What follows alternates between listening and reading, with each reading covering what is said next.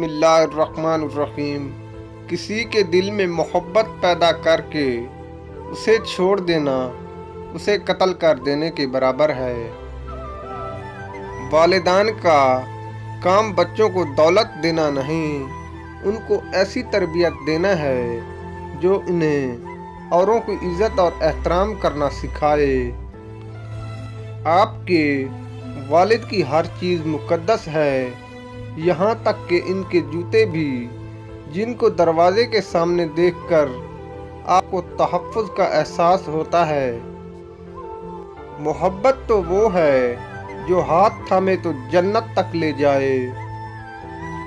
तकलीफ़ की इंतहा तब तक होती है जब आप उस इंसान के लिए कुछ ना रहें जिसके लिए आप सब कुछ कर रहे हों।